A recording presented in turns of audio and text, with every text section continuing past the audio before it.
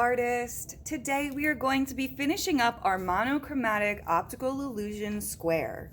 So to begin, we need 3 pages of painted triangles. The first step you are going to do when they are dry is to cut them out. When you're cutting them out, you want to make sure that you are cutting on the line as best you can, but we are not cutting through the triangles. We are only cutting around the outside of our triangles.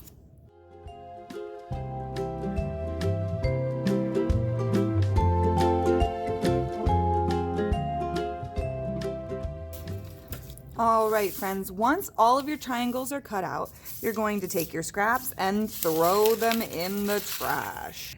Now, you're going to need one of these large pieces of paper, and we're not going to glue anything first. We're just going to begin by placing our triangles on this paper and seeing if we like the way it looks.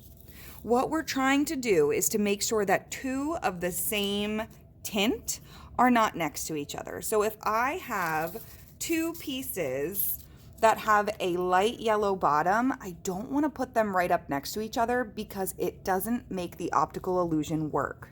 So that is all we're looking for while we're trying to arrange these, is that the same color is not next to each other. I'm going to start by putting 4 in each corner, and that will help me set up the rest of my paper.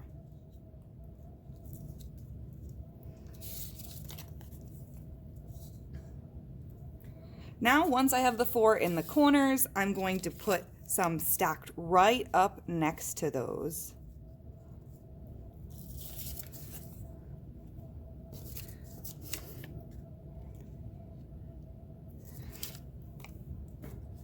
And I'm going to double check that no 2 colors are next to each other. And I have an extra square, so if you see that 2 colors are next to each other, like I don't want these 2 lights next to each other, so I'm gonna switch it. Okay. Once I see that none of my colors sitting next to each other are the same, I can go ahead and start to glue these down.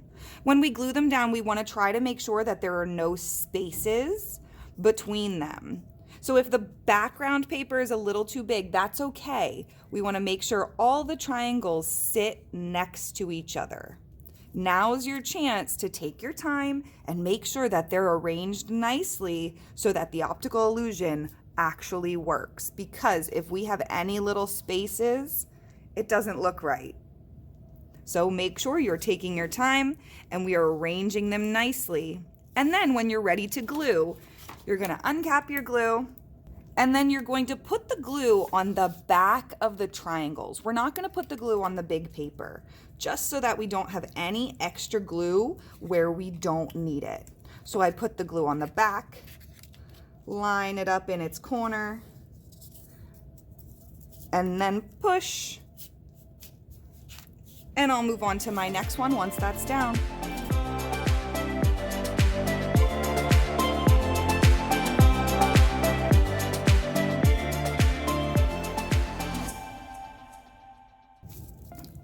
All right, friends, and once all our pieces are down, you can take your glue stick and make sure that if there's any little pieces hanging up, we just stick them down. And the last thing we're going to do is write our name on the back.